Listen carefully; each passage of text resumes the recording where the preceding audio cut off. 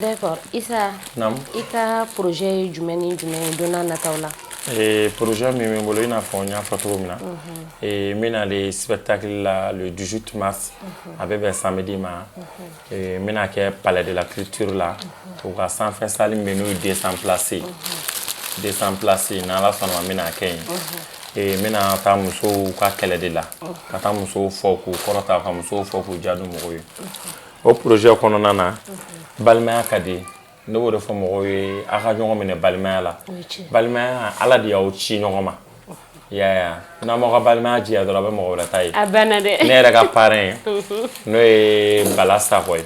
N'u b'a wele ko Papu. Ale bɛ fourrage de kɛ. Ale kɛra parrain a ko k'a bɛ kɛ parrain ye. A ko Issa ni mɔgɔ wɛrɛ y'i dɛmɛ cogo o cogo n'anw ma yala anw ɲugun b'an yɛrɛ minɛ. O diyara ne ye balimaya la. O ye balimaya o ye kanu ka baara ye. Maman Sakɔ n'o y'a dɔgɔmuso ye. Maman yɛrɛ bɛ ka Bala chauffer kosɛbɛ. Ko fo ka t-shirt bɔ t-shirt min bɛ se ka feere. Spectacle in kɔnɔna na.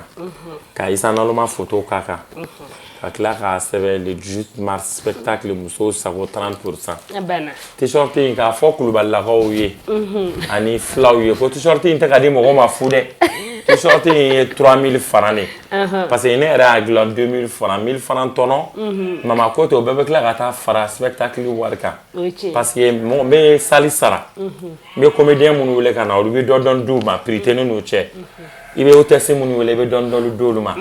I y'a ye a tɔni mana to min ye artiste yɛrɛ b'a dɛmɛ n'o ye. Ko k'a yira o la ko t-shirt bɔra. Lakɔsilama fɛnɛ bɛ yen nɔ. An y'o kelen k'a la. Mais 3000 francs don. K'a yira bɛɛ lajɛlen ni mɔgɔ min mago b'a la. Ni ye Issa Naloma yɛrɛ wele n ka numéro bɛ yen. 75 11 76 24. Walima i bɛ Maman Sakɔ wele. Mais ni ye ne wele n bɛ Maman Sakɔ ka numéro d'i ma. Komi n t'o dɔn kun fɛ. N'Ala sɔnna ma t-shirt Ok, faamuyaliba sɔrɔla la. Ayiwa, Mifa Production kanubagaw ale ni Issa Naloma kanubagaw. Weleweleda ka don k'a lase bɛɛ lajɛlen ma. A mɔgɔ si kana to kɔ nin spectacle na an bɛɛ lajɛlen ka bɔ i kɔ kɔnɔkulu. An ka taa an yɛrɛ kungo la parce que nin ye faso ko de ye. Issa ko k'ale bɛ jamana ko de la. Jamana ko o ye jamanaden bɛɛ lajɛlen ka ko ye. An ka bɔ i ko kɔnɔkulu. N'Ala ni kira jɛnana le 18 mars.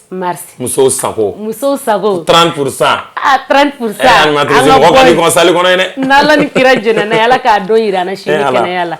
Yarabiyama. O ko tigi n'a tigi b'a tigi mankan ja mɔgɔlu mankan. Ale. Ko tigi n'a tigi b'a tigi mankan. Musolu a tɛ tɛgɛrɛ fɔ Issa Naloma ko ale le 18 Banna dɛ.